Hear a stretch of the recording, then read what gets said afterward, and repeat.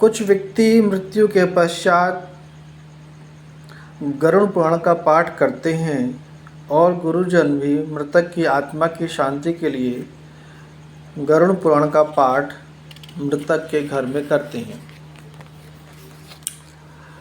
गरुड़ पुराण में एक विशेष प्रकरण है कि जो व्यक्ति धर्म कर्म ठीक से नहीं करता तथा पाप करके धन का उपार्जन करता है, मृत्यु के उपरांत उसको यम के दूत घसीट कर ले जाते हैं। तांबे की धरती गर्म होती है, नंगे पैर उसी धरती पर उसे ले जाते हैं, उसे बहुत पीड़ा देते हैं। और जो शुभ कर्म करके गए होते हैं वे स्वर्ग में हलवा पूड़ी आदि खाते हैं।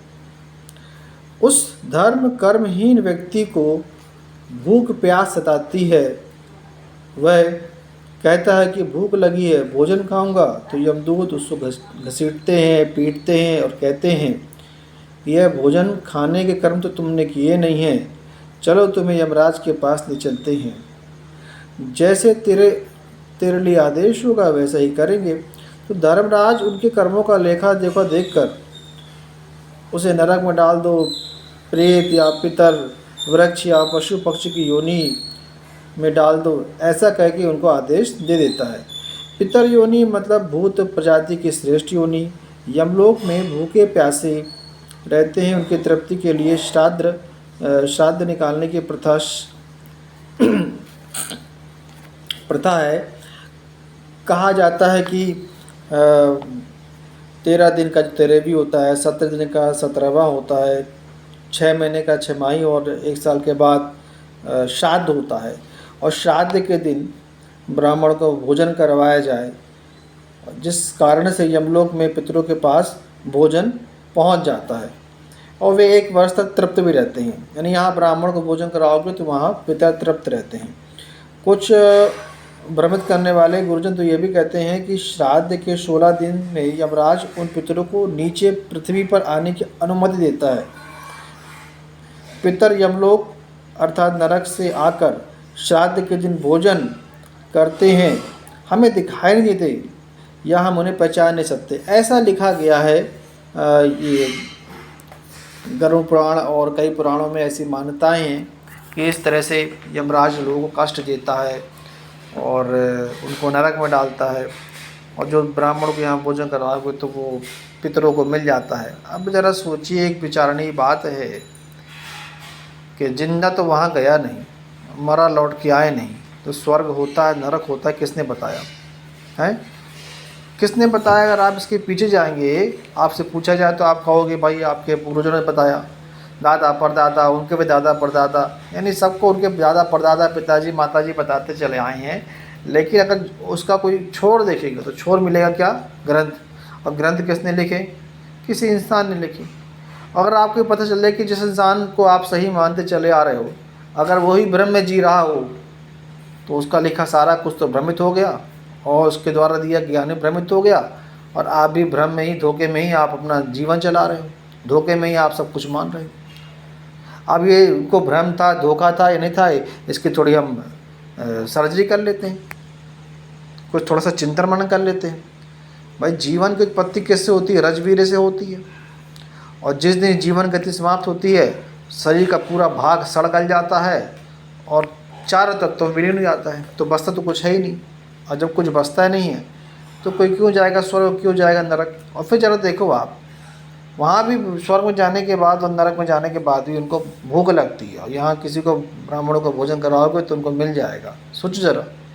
पहली बात तो ये कि जो आत्मा हो चुकी है, भाई मरने के बाद सब आत्मा हो गए, भूत हो, प्रेत हो, आत्मा हो, स्वर्ग में जाए नरक में जाए, सब आत्मा है। आत्मा को भूख लगती है, आत्मा को प्यास लगती है, और वो नीचे आता धरती पर, और जब यहाँ किसी को खिलाए खाना ब्राह्मणों को तो उनको मिल जाता है। अरे बड़ा अजीब संबंध है ये, बड़ा अजीब लॉजिक है कि जो आत्मा है, एक तरफ तो आप कहते हो कि उसको कोई शस्त्र नहीं काट सकता, उसको कोई आग नहीं जला सकती, उसको कोई पानी नहीं सुखा सकता, इस तरह की बातें करते हो आप। उसे पानी गीला नहीं कर सकता, और उसको भूख भी लगती है, उसको प्यास भी लगती है। आप खुद विचार कीजिए। और फिर जिस आत्मा की आप बात करते हो उसके विषय में आम धारणा है कि वो आत्मा देखी नहीं जा सकती, उसको कोई छू नहीं सकता, उसका कोई आकार नहीं होता, फिर उसको भूख कैसे लगेगी भाई? भूख के लिए तो पहले पेट होना चाहिए, और फिर भूख को शांत करने के लिए अन्न होना चाहिए, भोजन होना चाहिए। तो जब पेट ही नहीं है तो भोजन जाए कहाँ? और यहाँ किसी को भोजन करा रहे हो तो क्या टट्टी वो करेगा? आत्मा, भूत प्रेत है? कौन करेगा भाई टट्टी? यहाँ आपने भोजन कराया किसी को तो मतलब टट्टी ये नहीं करेंगे उनको, ये तो पूर्वजों के पेट में चला गया तो टट्टी वो करेंगे वहाँ पर। और फिर वहाँ वो भोजन कर ले तो यहाँ इनका पेट भर जाए, यहाँ ही टट्टी करें ब्राह्मण। अरे ऐसा कोई कनेक्शन है कि अगर यहाँ से वहाँ जा सकता है भोजन तो वहाँ वो भोजन करेंगे या कोई काम करेंगे तो उसका परिणाम इनको मिलेगा, ब्राह्मणों को मिलेगा। पर ऐसा कुछ तो होता नहीं है। यहाँ जो ब्राह्मण भोजन करते हैं वो लेटरिन वही करते हैं, अगले दिन जितना खाया सब निकालते हैं, तो वहाँ कैसे पहुँचेगा? और फिर ज़रा सोचो क्या रास्ता है कि यहाँ कोई भोजन करेगा, किस रास्ते से पहुँच जाएगा? अब परलोक तो आप बहुत दूर मानते हो, धरती से दूर मानते हो, तो कैसे पहुँचेगा, किस रास्ते से पहुँचेगा भोजन? भाई आप सटक में कोई सटक तो देखे कि जिस सटक से खाना जा रहा हो, यहाँ डाला पेट में ब्राह्मण ने और अंदर सटक लगी और सटक से जा रहा हो ऊपर। एक काम करो भैया, नीचे इन्हीं को बिठाओ खाने के लिए और इनके बाप दादाओं को ऊपर बैठा दो, इनके बच्चों को ऊपर बैठा दो छत में, और खाना इन्हें खिलाओ, ऊपर वाले को भूखा रखो। और खाना अगर पहुंच जाए ऊपर वाले के जो छत पे बैठा है, इनके बाल बच्चे, इनके बाप दादा, इनके घर वाले बैठे हैं छत पे, अगर इनका पेट भर जाए तो फिर आगे बात करते हैं कि वो ऊपर पहुंचता है कि नहीं पहुंचता है। ज़रा खुद सोचिए आप क्या बातें करते हैं। मरने के बाद तो सब खत्म हो जाता है, जब सब खत्म हो जाएगा तो कुछ बचेगा ही नहीं। जब कुछ बचेगा ही नहीं तो फिर उनको भूख कैसे लगेगी साहब? किसको भूख लगेगी और किसका पेट भरा जाएगा?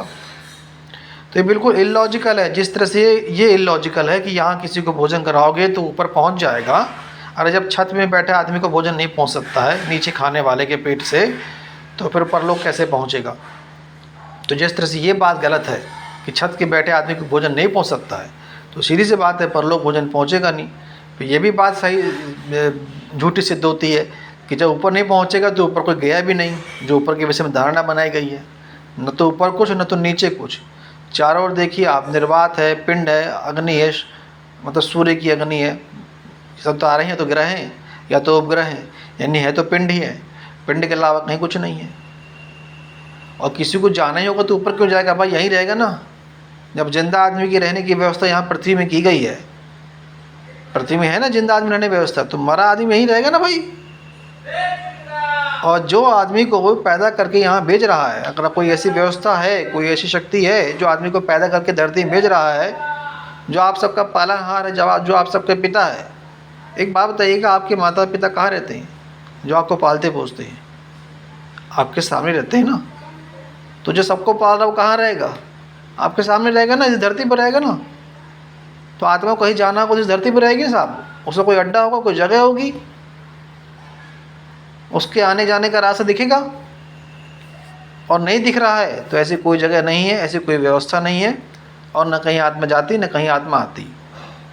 ये जो व्यवस्थाएं हैं ये रोटी पानी की व्यवस्था के लिए ये नियम कानून बनाए गए हैं, वरना तो किसी के खाने से किसी दूसरे का पेट नहीं भरने वाला, और ना कभी ऐसा हुआ ना कभी होगा। और करके देख लो आप कि किसी को खिलाओ किसी और का पेट भर जाए, कभी नहीं होगा, कभी नहीं होगा।